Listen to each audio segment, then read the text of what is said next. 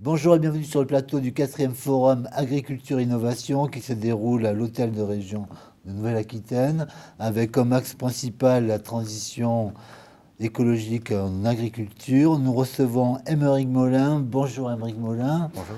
Vous êtes ingénieur agronome, exploitant agricole et directeur de la recherche et développement de la société Illicite Plante. Pouvez-vous tout d'abord nous préciser où vous êtes exploitant agricole et aussi ce que vous cultivez et depuis quand vous travaillez donc dans la cellule R&D d'Illicite Plante? Alors l'exploitation agricole se situe à l'est de la Charente, sur la commune de Vilhoneur. Elle a différents îlots en Sud-Charente, en limite Limousin et en Indre-et-Loire. D'accord. Et donc on a différents contextes pédoclimatiques qui nous font cultiver un grand nombre d'espèces, de grandes cultures.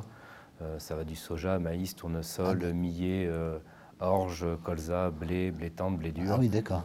Voilà.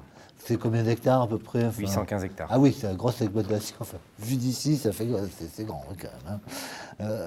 Et donc la société Illicite Plante, elle existe depuis quand en fait cette société? Cette société a été créée en 2017 et le choix très rapide des associés était d'implanter la recherche et développement au sein d'une exploitation agricole qui puisse apporter la compétence recherche et développement. Donc ils ont fini par trouver mon exploitation Ah oui, agricole. d'accord, ok. Voilà, et j'ai fini par m'associer dans la société pour D'accord. développer cette solution.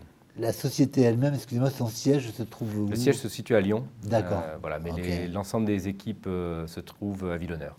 Et comment dirais-je, la raison sociale, l'activité de la société elle-même, son cœur d'action, c'est quoi exactement? Son cœur d'action, c'est on va dire la biotechnologie, mais son savoir-faire, c'est d'introduire des phytostérols dans les plantes pour leur faire anticiper les conséquences d'un stress, que ce soit un stress biotique, les maladies, ou que ce soit un stress abiotique, la sécheresse. D'accord. Alors, en 2 mots, est-ce que vous nous expliquez ce que sont les phytostérols? Parce que c'est pas... Les phytostérols, on va dire que c'est l'outil qu'utilise la plante pour s'adapter à l'environnement dans lequel elle est. Chez les animaux, c'est plus connu, le cholestérol est un stérol animal, et donc les plantes ont des phytostérols, D'accord. et qui sont des régulateurs de la perméabilité membranaire des cellules végétales. D'accord. En fonction des situations, elle est plus ou moins poreuse, ça, ou elle reforme? Cette perméabilité membranaire va engendrer des messages au sein de la plante qui vont lui faire changer sa physiologie, développer plus ses racines, plus ses feuilles, fermer un petit peu ses stomates en cas de sécheresse. Voilà, c'est son adaptation. Comme la plante n'est pas mobile, elle est obligée de s'adapter à son environnement. Elle ne peut pas aller se cacher, se mettre à l'abri.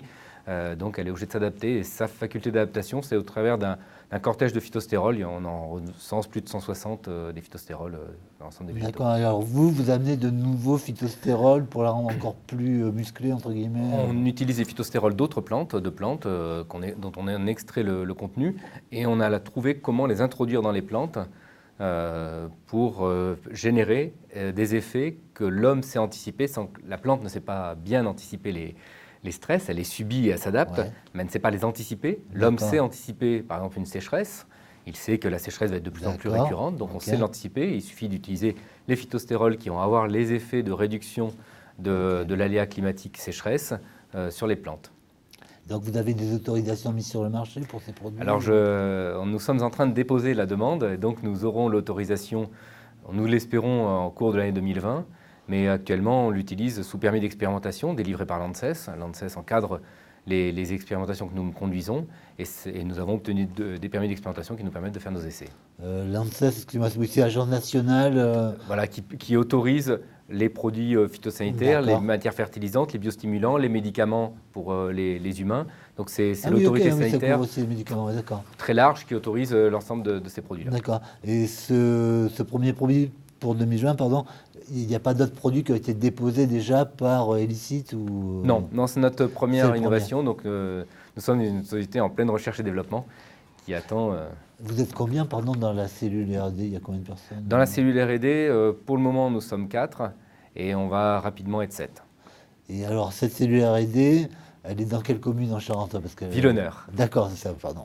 D'accord, donc elle va conduire à se développer dans cette commune-là, quoi. Tout à fait. Les locaux sont là. On a 200 mètres carrés de bureaux et 250 mètres carrés de laboratoire de biologie végétale. Ah, ok, ouais. Il y a combien d'habitants dans la commune? Il y a 300 habitants dans la commune. C'est une petite commune rurale. Ah oui, mais c'est génial. Et ça a été un choix, effectivement. Ouais. Alors, c'est une complexité d'attirer des cerveaux dans une commune rurale.